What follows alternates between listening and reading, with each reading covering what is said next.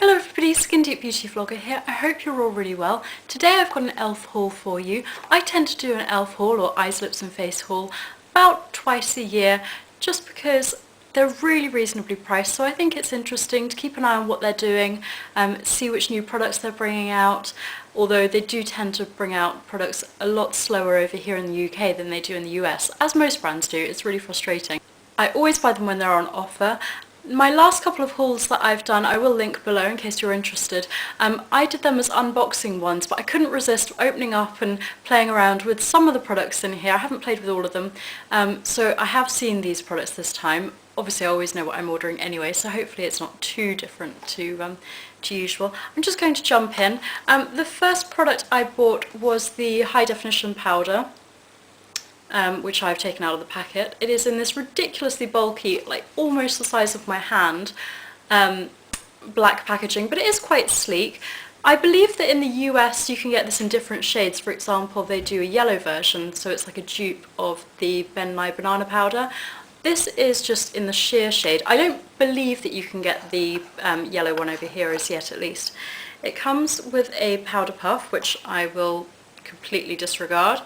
And then it's this very finely milled, just translucent powder, and it's sort of got a sifter in the top there.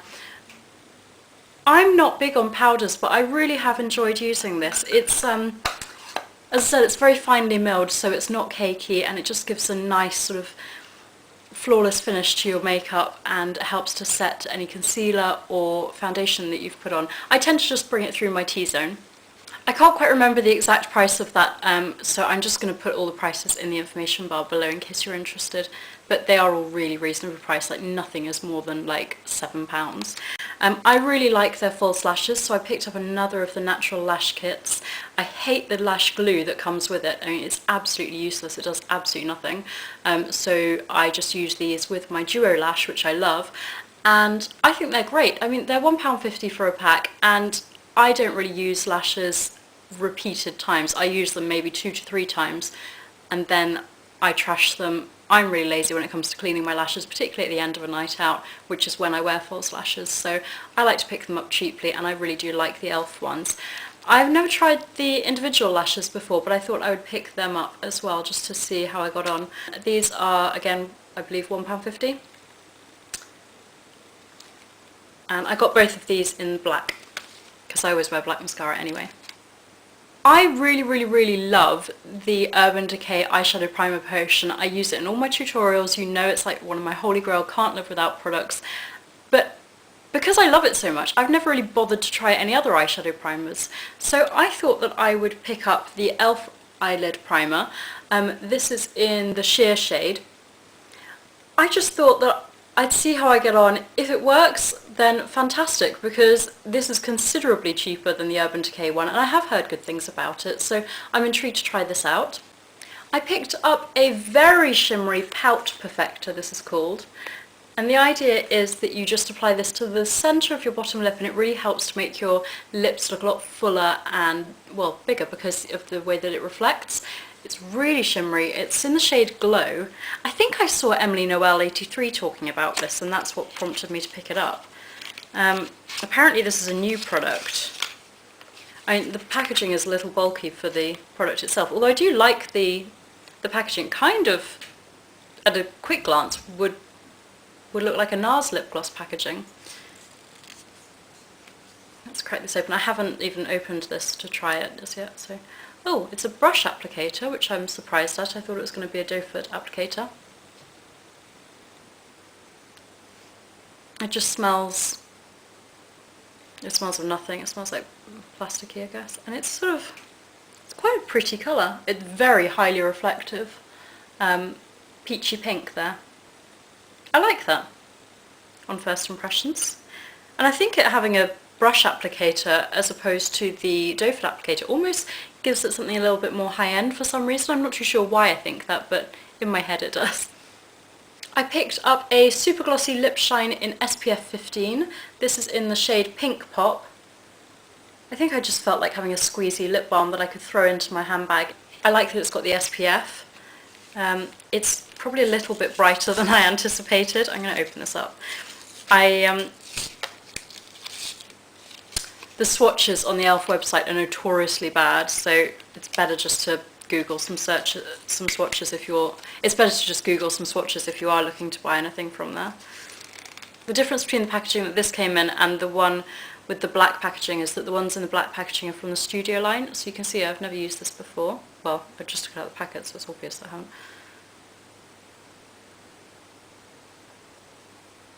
But that's quite pigmented actually. It's this one on the top here. A sort of very girly, bright pink. And it smells like very synthetic fruit scent. Kind of reminds me a bit of, do you remember those strawberry shortcake dolls that you used to get that smelt of synthetic strawberry? It kind of smells like that. I picked up a smoothing lip balm in the scent Blackberry Cream because, I don't know, the scent just kind of appealed to me. It says that it's infused with vitamins A and E and shea butter. I'm going to open this up. I really like their Studio lip balm, the one in the pots. I can't remember what it's called. Conditioning lip balm, I think it's called. That has an SPF 15 and it smells of coconut. It's lovely for the summer. It's tinted. This one, the packaging is very plain and cheap looking. I don't think that's going to have a tint. No, it's just a clear. Well, I've swatched it, but it's clear. Oh god, that stinks. I don't know if I'm going to be able to use that. It just smells... I don't really know what it smells like. It smells horrible. Very synthetic, sweet. Oh. That's not good. I don't like that. I'll try it, but I don't like it. I think I'll stick to my e.l.f, which I love and my favourite lip balms. I picked up another eyeshadow C brush from the Studio line. Love these brushes. Can never have too many eyeshadow brushes. And those are really great value. I haven't gotten on so well with the Essential line, but the Studio line brushes on the whole I really like, and particularly the eyeshadow C brush. Another repurchase was the Luscious liquid lipstick in Raspberry. Really, really love this. I'm not going to open it just yet because I've got one that I'm just finishing up. But have a look on my channel and there's swatches of this because I've mentioned it in favourites. This is just a really nice go-to lipstick for when you don't want to think. It's a nice lip colour and it's got a sponge tipped applicator on the end. Yeah, it's just a nice pink colour that's quite wearable. You can sheer it out to give a sort of your lips but better colour, and I really, really like it. And these come with a nice vanilla mint scent. If you search my What's in My Travel Makeup Bag video, then there is a swatch of this on there. And I also picked up another one in the shade Berry Cherry, which looks a lot browner than I anticipated. I don't want this video to be too long, I'm not going to swatch everything. You can always let me know if you have any questions. Anyway, this one I had obviously taken out of the packaging. This is the Glossy Gloss, again from the Studio line, in the shade Muted Mauve. I don't particularly like this colour, it's quite brown toned and I don't tend to like browns. I like the packaging. Again, it has a brush applicator. Oh, it even looks sticky when I just took it out of the tube. And it feels sticky when I'm applying it. Very opaque though. There you go. Swatch for you. My mum tends to like those browner shades, so I might pass this on to her. I picked up a new makeup mist and set from the Studio line. These are really quite small. They look a lot bigger when you see the picture on the website, but it's only 60ml. But I like these. I mean, they're good for travel. The Urban Decay All Nighter Setting Spray is my all-time favourite setting spray, but it's pretty pricey, so this is a good one for just like every day when you want to set your makeup, but you're not too bothered about it staying perfect. And I like that this is an alcohol-free formula as well. A lot of people say that this tastes bad, but you know, it's not claiming to be a food product, so that doesn't really bother me. A lot of people rave about the mineral lipsticks, which are a little bit more pricey, but because I'd heard such good reviews, I wanted to pick one up. So I picked up the shade Nicely Nude, which comes in packaging that looks like this. It's not too bad.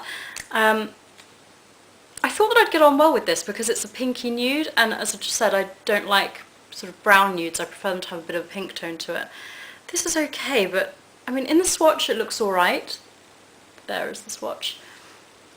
But I didn't love it. Like, I've tried other products from the drugstore that I much prefer. I don't think the colour particularly suits me, and sometimes it can look a little bit patchy and really cling to dry skin, a lot more so than a normal product. It's also got this weird, I don't know if you're going to be able to see it there, but it's got like a weird sheen to it, like a gold underneath the neutral pink, so I don't really like this. It's got no parabens, no preservatives, and the same thing, and no chemical dyes, if that's of interest to you. Can you tell that I don't like to be too negative? I also picked up the mineral lip gloss, and I picked up the shade Sorority Girl, which looks like this. This is the packaging. I don't think I've tried this, but I obviously took it out of the packaging to have a look. This is sheer, but it doesn't have a bad colour payoff, where is it? Just this one here. I quite like that, and there is no discernible scent to this one. So if scent bothers you, that might be useful to know. I was really impressed with the baked eyeshadow in the shade Burnt Plum, so I picked up a couple more of the baked shadows. I got the shades Toasted. I already have one of the all over colour sticks in the shade Toasted and really like it, so I thought that this would be a nice colour. Let me just swatch. I'm not too sure if this is a dupe for the Toasted shade in the Urban Decay Naked palette. There it is, just there. But I do like these baked eyeshadows, and you get a hell of a lot of product for the price. In fact, how much do you get? 3.5 grams. And the other colour I got was Bark, which is reflecting really badly, so I'm just going to take it out of the packaging and show you. And the packaging feels a little bit flimsy, but it's not bad. It's a nice soft brown. So that's Bark and Toasted. Toasted's almost got like a peachy tone to it. Looks like e.l.f. have jumped on the bandwagon for presenting products in a sort of pen format, so I picked up 3 of the new jumbo eyeshadow sticks. I got the shade French Lace because I tend to wear these sorts of champagne colours most days anyway. Rock Out, and Like a Boss. I'm not going to swatch these because I want to review them on my blog and I haven't taken photos as yet. I hope you'll forgive me, but there will be photos and some thoughts on my blog in due course with swatches. In case it's of interest, these are a twist up format because they are pretty jumbo, so you struggle to find a sharpener to fit these, but they're an automatic twist up format, so no need to sharpen. Lastly, I went a little bit crazy buying blush because I love blusher. It's one of my all-time favourite makeup items. I picked up the HD blush in the shade Superstar, and I wanted to compare this to my Makeup Forever HD blush. So I'll see if they are, well, they're not going to be dupe colours, but dupe in terms of formula. You get 10ml in here, but from what I've heard, it's highly pigmented. A little goes a long way. I mean, I can't imagine ever finishing this. Then I got a load of the Studio blushes because I really, really like these. I've already got a couple and they're so good. So I got the shade Gotta Glow, which is supposed to be a dupe for, oh, what's it called? I think it's NARS Albatross. And this is meant to be a really good highlight shade, but to be honest, I think that's just a bit chalky with a slight yellow tone, and I don't know, I can't see myself using this too much, but we'll see. Again, this goes back to the swatches on the site not being good. And then the traditional blushes that I got from the Studio line were in the shade Candid Coral, Berry Merry, and Pink Passion, which is a really bright pink. So let me show you these. There's just such a big temptation, especially when you're a blogger, to just get all the shades when you like a formula or something. So I'm going to show you, this is Candid Coral.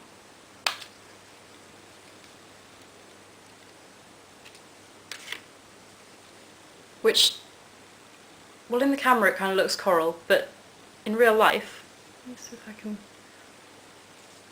that looks a lot more peach than coral to me. Maybe the swatch will demonstrate that better. This looks a bit chalky.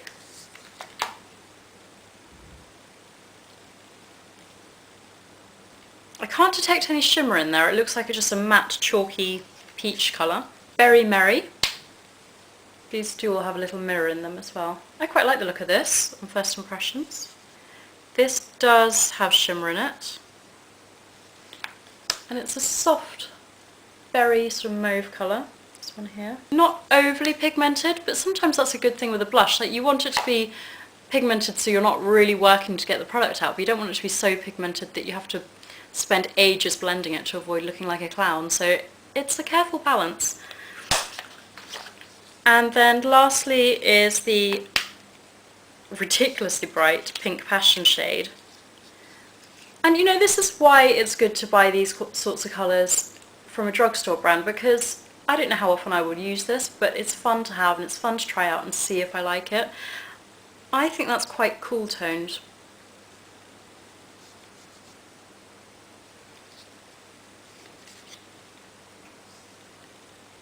I don't know how well these swatches are showing up. I can't see very well, but that's there. I already have the original contouring and blush duo, which I really like, and I saw they had a new shade, which I have no idea what the shade is called.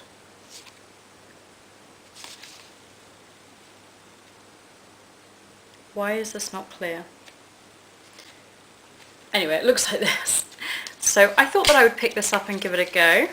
The contour and blush original is like constantly sold out on the site, so this is so pretty. It's got a nice full-size mirror in the lid, and on first impressions I really like that. I wonder if that's a dupe for Nars Laguna. I think people have said that. Okay, I found out the shade. This is the shade Antigua. So, nice girly pink, quite shimmery, and then this bronze colour. On first impressions, liking those. And then for all my love of blush, my ultimate favourite is cream blush. I'm addicted to cream blush formula. So when I saw that they'd brought out the contouring blush and bronzer duo in a cream format, I just couldn't resist it. In fact, I think that's probably what prompted me to make the order in the first place. This is in the shade St. Lucia. Again, you've got the full mirror in the lid, and this is what it looks like. That's really nice. It's quite a peachy pink, quite wearable, I think, the blush colour. And I might see, this looks like it could have a slight sort of redishy orangey undertone, so you may have to be careful with this if you're pale. I'll give it a go. What I might do is see if this could be a drugstore alternative. I don't think it's going to be a full dupe, but if it could be a good alternative to the, what is it called? The Tom Ford Shade and Illuminate palette. Well, it doesn't have the Illuminate shade because this is a blush, but this could be a good alternative to the shade colour, so I was going to say shade. This could be a good alternative to the shade colour. I'll let you know. So that's everything I got. I did go a little bit crazy, particularly on the blushes, but as I said, I just like to, you know, keep track of what they're doing and do a big haul about twice a year. Do let me know what your favourites from e.l.f. are, if you've tried any of these products, or if you've got any recommendations for others that I should try. Maybe in due course, once I've played around a bit, I might do like an e.l.f. hits and misses from the brand. Let me know if you'd like to see that, or perhaps even a one brand tutorial. If you've enjoyed this and you're not already subscribed, then please do so. There's a button just below. And thank you so much for watching. Enjoy the rest of your day. Bye!